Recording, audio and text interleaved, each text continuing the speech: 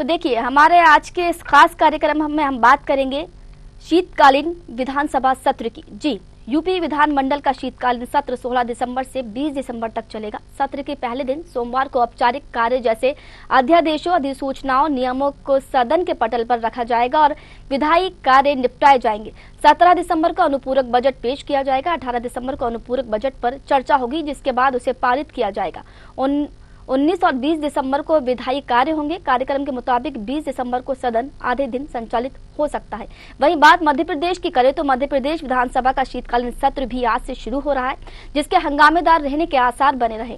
सत्र के पहले ही दिन कांग्रेस ने विधानसभा के घेराव की रणनीति तैयार कर ली है, तो वहीं खाद्य संकट, लाडली बहना की राशि बढ़ाने समेत गेहूं और सोयाबीन की एमएसपी पर भी सदन के गरमाने के पूरे आसार हैं। सत्र से पहले एमपी कांग्रेस मोहन सरकार के खिलाफ प्रदर्शन किया जा रहा है और साथ ही विधानसभा का घेराव भी करेगी। वहीं छत्तीसगढ़ विधानसभा शीतकालीन सत्र भी आज से ही शुरू हो गया है। पहले दिन से ही विपक्ष आक्रामक रुख अपनाने की तैयारी में, खासकर धान खरीदी में अव्यवस्थाओं को लेकर विपक्ष ने सत्ता पक्ष को घेरने का मन बना लिया है और इस मुद्दे को प्रमुखता से उठाने की योजना है।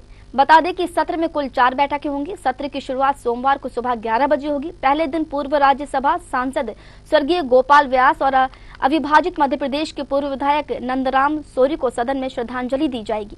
तो देखिए, सत्र को लेकर मध्य प्रदेश, उत्तर प्रदेश और छत्तीसगढ़, इन तीनों विधानसभा के शीतकालीन सत्र को लेकर आज हम चर्चा करेंगे। हमारे संवाददाताओं से जानेंगे कि सत्र के कैसे हालात हैं, वहां पर क्या कुछ हो सकता है, क्या कुछ हो रहा है, क्या कुछ होने वाला है। हमारे साथ भोपाल से संवाददाता कृष्णा शर्मा जुड़ चुके हैं और छत्तीसगढ़ से स्टेट हेड डॉक्टर संजय जुड़ चुके हैं। तो कृष्णा, आपसे बात करूंगी। मध्य प्रदेश की विधानसभा सत्र का आज पहला दिन है।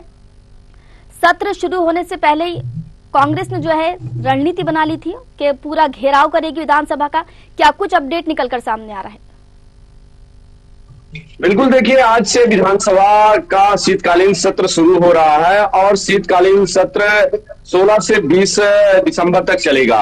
लेकिन कांग्रेस आज बड़ा प्रदर्शन राजधानी भोपाल में करने वाली है और सरकार के 1 वर्ष के कार्यों का हिसाब लेने और जो इन्वेस्टर मीट हुई है, जो कर्ज लिया गया है, कहाँ उपयोग किया गया है, उस पर श्वेत पत्र जारी करने की मांग को लेकर प्रदर्शन कर रही है। किसानों की खाद की समस्या हो या एमएसपी के रेट हो, गेहूं और धान का 3100 रुपए, 2800 रुपए, वो नहीं दिया गया है।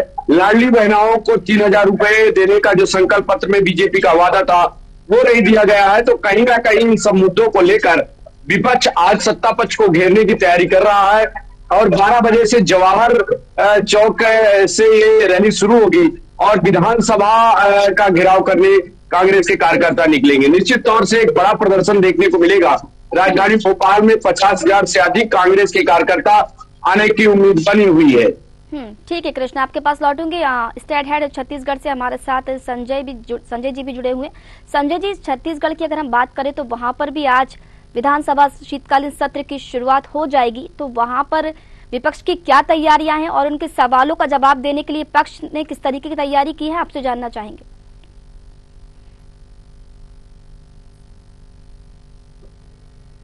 शुरुआत हो रही है। आज पहला दिन है और चूंकि छत्तीसगढ़ राज्य का रजत जयंती वर्ष भी चल रहा है, छत्तीसगढ़ विधानसभा का रजत जयंती वर्ष है, तो इसको विशेष बनाया गया है। जो विधानसभा के द्वार हैं उसको फूलों से सजाया गया है, फूलों की रंगोली बनाई गई है। साथ ही जो विधायक आज आ रहे हैं और उनको सांस्कृतिक दलों के साथ उनका स्वागत किया जा रहा है, फूल देकर के उनका स्वागत किया जा रहा है, ताकि जो रजत जयंती वर्ष है, विधानसभा का भी जो स्थापना का जो रजत जयंती वर्ष है, उसको विशेष तौर पर मनाया जा सके। जहां तक विधानसभा के शीतकालीन सत्र के पहले दिन की कार्यवाही का सवाल है, तो सबसे पहले आज 2 दिवंगत हैं, उनको विधानसभा में जैसी परंपरा है श्रद्धांजलि दी जाएगी और श्रद्धांजलि देने के बाद जो राज्यसभा सदस्य रहे गोपाल व्यास और एक और सदस्य, ये दोनों को श्रद्धांजलि दी जाएगी और श्रद्धांजलि देने के बाद परंपरा अनुसार 5 मिनट के लिए सदन की कार्यवाही स्थगित की जाती है उसके बाद फिर सदन की कार्यवाही दोबारा शुरू होती है, तो उस दौरान जो विभिन्न प्रश्न लगे हुए हैं उस पर चर्चा होगी। प्रश्नों के बाद विभिन्न विभागों से संबंधित प्रश्नों का पटल पर रखा जाना है। वो पटल पर अलग अलग मंत्री जो हैं वो रखेंगे। उप मुख्यमंत्री अरुण साव हैं, रामविचार नेताम हैं, स्वास्थ्य मंत्री श्याम बिहारी जायसवाल हैं। ये तमाम लोग पत्रों को पटल पर रखेंगे। विधानसभा से संबंधित जो सूची है और प्रश्नों के उत्तर है वो भी पटल पर रखे जाएंगे। इसके बाद ध्यानाकर्षण प्रस्ताव आएगा और ध्यानाकर्षण प्रस्ताव में भारतीय जनता पार्टी के ही विधायक अजय चंद्राकर जो कि पूर्व मंत्री भी रहे हैं और उसके साथ भावना बोहरा और बाकी सदस्य जो जल जीवन मिशन में जो अनियमितता का मामला है, भ्रष्टाचार का मामला है, उसको उठाएंगे। डॉक्टर चरणदास महंत बारदाना खरीदी का मामला उठाएंगे और कांग्रेस की तरफ से धान खरीदी में जो गड़बड़ियां हैं, किसानों को परेशानी हो रही है, उस पर एक स्थगन प्रस्ताव भी लाया जाएगा। लेकिन संजय जी ये कह सकते हैं कि विपक्ष को एक बहुत अच्छा मौका मिलने वाला है, बहुत अच्छा मौका है उसके पास। अगर वो अच्छे तरीके से अपने अगर सवालों को रखे और जवाब उसके लेने की कोशिश करे तो निश्चित तौर पर विपक्ष को यहाँ पर फायदा है। लेकिन विपक्ष जो है वो यहाँ वहाँ के मुद्दे उठाकर सदन को हंगामेदार बना देता है, जिससे निष्कर्ष कुछ नहीं निकलता है।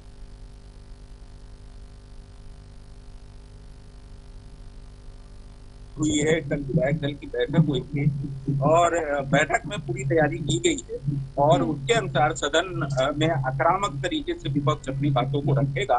विशेष तौर पर धान खरीदी पर जो आज स्थगन प्रस्ताव आएगा उसके दौरान विपक्ष के तेवर आक्रामक देखने को मिल सकते हैं। जी बिल्कुल संजय जी, आप बने रहिए हमारे पास, आपके पास लौटेंगे। लखनऊ से ब्यूरो हेड प्रशांत राव भी हमारे साथ जुड़ चुके हैं। प्रशांत, अभी थोड़ी देर पहले देखा गया था कि सदन के बाहर विपक्ष ने जो है जमकर हंगामा किया था। कार्रवाई तो बाद में हुई लेकिन उससे पहले हंगामा हो गया था। हालांकि अब कार्रवाई शायद शुरू हो चुकी है, तो बताइए आप कि क्या कुछ हो सकता है और क्या कुछ मुद्दे हैं जिनको घेरने की तैयारी सरकार को घेरने की तैयारी आज विपक्ष कर रहा है। बिल्कुल रूपी, देखिए उत्तर प्रदेश विधानसभा का शीतकालीन सत्र शुरू हो गया है और आज 16 दिसंबर से 20 दिसंबर तक ये जो है सत्र चलेगा और इसमें ही 18 तारीख पे पूरक बजट आएगा जिस पर चर्चा होगी। आज जो है जो दिवंगत विधायक हैं उनको श्रद्धांजलि अर्पित की जाएगी, पूर्व विधायक उनको श्रद्धांजलि दी जाएगी। इसके बाद विधायी कार्यों की लेकर यहाँ पर जो है राज्यपाल का अभिभाषण होगा, उसके बाद जो है कार्रवाई शुरू हो जाएगी। निश्चित तौर से विपक्ष ने देखिए यहाँ सदन में सत्ता को घेरने को लेकर तमाम तरीके की रणनीति बनाई है, तो वहीं कांग्रेस ने आज विधानसभा घेराव की रणनीति की है, तो वहीं समाजवादी पार्टी के सदस्य लगातार सुबह से ही विरोध जता रहे हैं और बहुजन समाज पार्टी का हालांकि एक ही सदस्य यहाँ पर जो है विधानसभा में है, विधान परिषद में है, तो निश्चित तौर से बहुजन समाज पार्टी भी मुख्य मुद्दों पर अपनी यहाँ पर जो है जो सत्ता को घेरने का काम करेगी। देखिए यहाँ जो है स्वास्थ्य, चिकित्सा है और इसके साथ ही बेरोजगारी है, किसानों की समस्याएं हैं, साथ ही साथ जिस तरीके से संभल या अन्य जगह मस्जिदों में जो सर्वे की बात सामने आई उसको लेकर समाजवादी पार्टी और कांग्रेस सत्ता दल को घेरने का काम करेगी और इसी को लेकर लगातार जो है यहाँ का जो माहौल गर्म करने को लेकर विपक्ष तैयारियां कर रहा था। हालांकि पिछली बार अगर देखा जाए तो समाजवादी पार्टी और कांग्रेस ने संयुक्त रूप से विरोध जताया था, लेकिन अब दोनों पार्टियां अलग अलग रूप से अपना विरोध जताएंगी। सदन में किस तरीके का रुख रहेगा ये तो देखने वाली बात होगी। हालांकि नेता प्रतिपक्ष माता प्रसाद पांडे मुख्यमंत्री योगी आदित्यनाथ को घेरने की कोशिश करेंगे, लेकिन सबसे महत्वपूर्ण ये बात है कि राम मंदिर मुद्दे को लेकर जिस तरीके से लगातार भारतीय जनता पार्टी पर हमला होता रहा है, लेकिन अब वो जो मुद्दा है विपक्ष से वो खत्म हो गया है। जो अभी संभल में हुआ है, संभल में सर्वे के बाद अभी 46 साल बाद जो वहां पर एक मंदिर मिला है, मंदिर को जो पुलिस प्रशासन ने वहां पर शुरू किया है, वहां पूजा पाठ शुरू हुई है, ये महत्वपूर्ण मुद्दा है। कल ही मुख्यमंत्री योगी आदित्यनाथ ने अपने अभिभाषण में इस बात को रखा था और विपक्ष पर बड़ा हमला बोला था, कहा था उन्होंने ऐसे दरिंदों को आज तक क्यों सजा नहीं मिली। तो इस बात पर विपक्ष भी गिरता हुआ नजर आएगा कि जहां सांप्रदायिकता की बात करने वाले लोग और जहां हिंदू मुस्लिम एकता की बात करने वाले लोग ऐसे मामलों पर चुप रहे और हिंदू सनातन संस्कृति छीड़ होती रही है, तो यह मुख्य मुद्दे इस बार रहेंगे।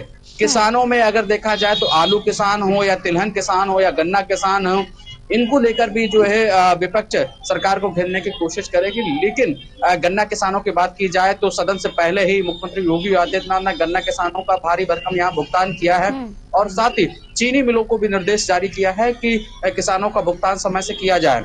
अगर गोरखपुर पिपराइच मिल की बात की जाए तो 1 सप्ताह के अंदर यहाँ किसानों का भुगतान किया जा रहा है। तो ये सबसे बड़ी उपलब्धि है। इसलिए जो विपक्षी सदस्यों के पास जो मुद्दे थे वो कहीं हाथ से फिसलते हुए नजर आएंगे, क्योंकि मुख्यमंत्री योगी आदित्यनाथ ने अब की बार के बजट के सत्र में या फिर कहें कि शीतकालीन सत्र में यहाँ पर उतने मुद्दे मजबूती से उनके पास नहीं रहने दिए हैं। हालांकि विपक्ष देखिए उनका धर्म है कि सदन में सत्ता का विरोध करना, तो निश्चित तौर से बहुत सी नीतियों का, बहुत सी योजनाओं का, बहुत सी विचारधाराओं का यहाँ विरोध होगा। विचारधाराओं की बात की जाए, जिस तरीके से भारतीय जनता पार्टी हिंदुत्व के मुद्दे को लेकर चलती है, तो हिंदुत्व के मुद्दे पर जिस तरीके से संभल या बदायूं में जो मस्जिद है उनके सर्वे को लेकर जो काम हो रहा है उसमें, हालांकि यह जो माननीय न्यायालय की प्रक्रिया है, लेकिन फिर भी विपक्ष सरकार पर हमलावर है। तो ऐसे में सरकार की तरफ से मुख्यमंत्री योगी आदित्यनाथ उनके मंत्री जो है जवाब देंगे। शिक्षा पर भी यहाँ पर जो है सरकार को घेरा।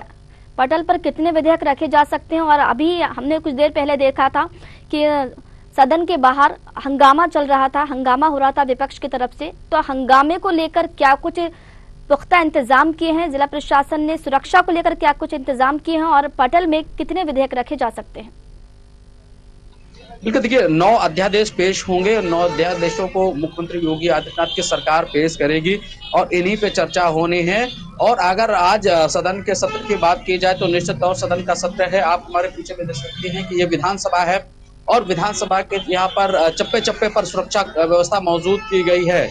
यहाँ कड़ी प्रशासनिक व्यवस्था है। धरना प्रदर्शन इस रोड पर पूरी तरीके से मनाही है, इसलिए रूट डायवर्जन भी किया गया है, क्योंकि विपक्षी सदस्यों के द्वारा ऐसी आशंका थी कि उनके द्वारा रोड घेराव किया जा सकता है, जाम लगाया जा सकता है या किसी भी प्रकार से विरोध जताया जाता है। उसको लेकर जो है पीएसए बल, उत्तर प्रदेश पुलिस के जवान यहाँ मौजूद हैं। तमाम आईएएस की भी ड्यूटी लगाई गई है, आईपीएस की भी ड्यूटी लगाई गई है यहाँ पर, ताकि जो विधानसभा सत्र वो सुचारू रूप से यहाँ पर रहे और किसी भी हंगामे की भेंट न चढ़े। सदन में जो बहुआयामी योजनाएं हैं, जनहित के मुद्दे हों, उस पर चर्चा हो। उसको लेकर मुख्यमंत्री योगी आदित्यनाथ सदन में सभी जो दल हैं उनके प्रमुखों से, उनके सदस्यों से यहाँ मांग की, अपील की, जनहित के मुद्दों को उठाए, व्यर्थ में सदन का समय बर्बाद ना करें। निश्चित रूप से देखिए सभी सदस्य चाहते हैं कि उनकी जो बातें हैं, उनके जो मुद्दे हैं वो सदन के पटल पर आए और उनका निष्कर्ष हो। विकास के जो मुद्दे हों, भ्रष्टाचार के जो मुद्दे हों, वो सरकार तक पहुंचे और सरकार उस पर जो है अमल करे। यही कोशिश रहेगी मुख्यमंत्री योगी आदित्यनाथ की सरकार की। सभी सदस्यों का सम्मान रखते हो, उनके सुझावों को, उनके शिकायतों को जो है सुने और उनका निस्तारण करने का काम करे। ठीक है प्रशांत, लौटेंगे आपके पास, आप बने रहिए। कृष्णा, अगर हम यहाँ की बात करें, मध्य प्रदेश की बात करें, तो मध्य प्रदेश में पटल पर कितने विधेयक रखे जा सकते हैं? और क्योंकि विपक्ष ने भी हंगामा किया है, चेतावनी दी है कि 16 तारीख यानी कि आज सत्र शुरू होने से पहले वो विधानसभा का घेराव करेगी, तो सुरक्षा की दृष्टि से, सुरक्षा के मद्देनजर क्या कुछ इंतजाम किए गए हैं? देखिए, इस बार मध्य प्रदेश के शीतकालीन सत्र में 8 विधेयक पेश होने हैं और 200 ध्यानाकर्षण लगे हुए हैं। 163 से ज्यादा सवाल लगाए गए हैं। चूंकि सत्र बहुत छोटा है और हर बार की तरह चाहे ध्यानाकर्षण हो या जो विधायकों के सवाल हो, वो पूरे नहीं हो पाते हैं। हालांकि विपक्ष कई बार सत्र को बड़ा करने की मांग करता रहा है, लेकिन फिर भी 5 दिनों के सत्र में पहले दिन जो सत्र होता है वो श्रद्धांजलि और जो नए विधायक होते हैं औपचारिकताओं से ही गुजर जाता है। दूसरे दिन से सदन की कार्रवाई शुरू होती है और 4 दिन में जब विपक्ष हंगामा करता है तो सदन में जो ध्यानाकर्षण होता है या स्थगन प्रस्ताव होता है या सवाल जो लगे होते हैं वो पूरे नहीं हो पाते हैं। तो इस बार 8 विधेयक पास होने हैं। और जहां तक है सुरक्षा का सवाल है, सुरक्षा देखिए जो प्रोटोकॉल होता है उसके तहत पूरे विधानसभा के जो एरिया होता है 500 मीटर तक कोई भी ना धरना प्रदर्शन की अनुमति होती है और सुरक्षा चाक चौबंद रखी जाती है। हालांकि आज पहला दिन है सत्र का और कांग्रेस अपने पूरे जोर शोर से पूरा दमखम दिखाने की कोशिश करेगी, क्योंकि किसानों का सबसे बड़ा मुद्दा है, एमएसपी का सबसे बड़ा मुद्दा है। जो किसानों को एमएसपी के रेट नहीं मिले हैं, ना 250 रुपए गेहूं के मिले हैं, ना 3100 रुपए धान के मिले हैं। लाडली बहनाओं को भी 3000 का जो संकल्प पत्र में बीजेपी ने वादा किया था वो भी नहीं मिले हैं। तो कहीं ना कहीं इन मुद्दों को लेकर कांग्रेस सरकार को घेरने का प्रयास कर रही है।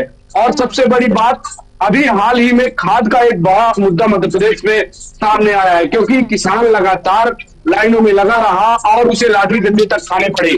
यह सबसे बड़ी समस्या है और उस बात में जनता का भी समर्थन कहीं ना कहीं कांग्रेस को मिला है। तो इन सब मुद्दों पर कांग्रेस सत्ता पक्ष को घेरने की कोशिश करेगी।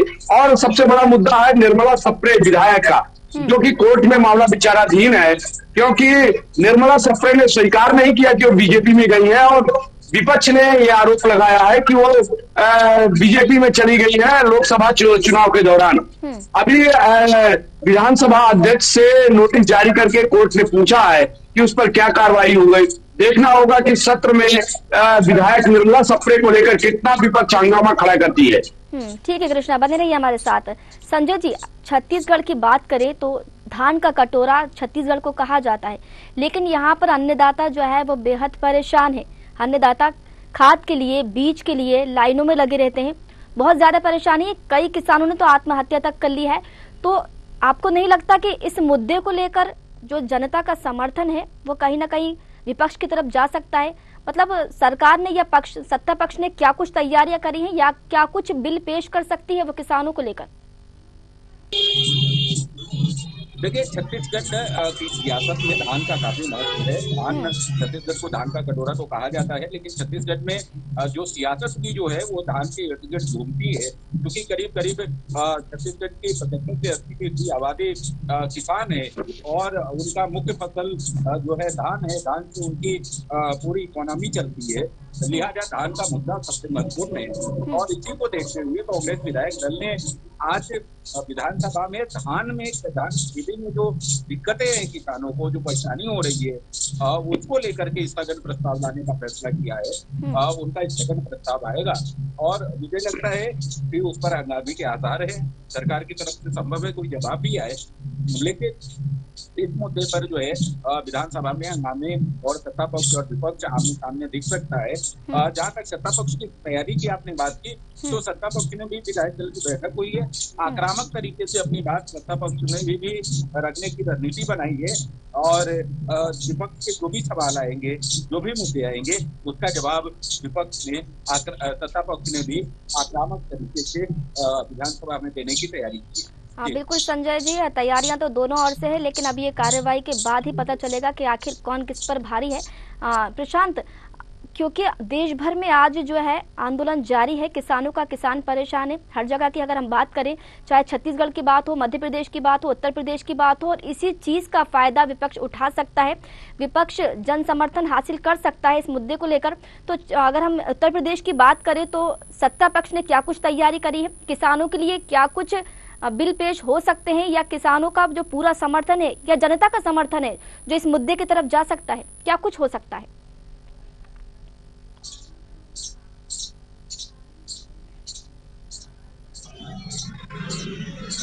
जी प्रशांत, आवाज पहुंच रही है मेरी? जी आ रही है जी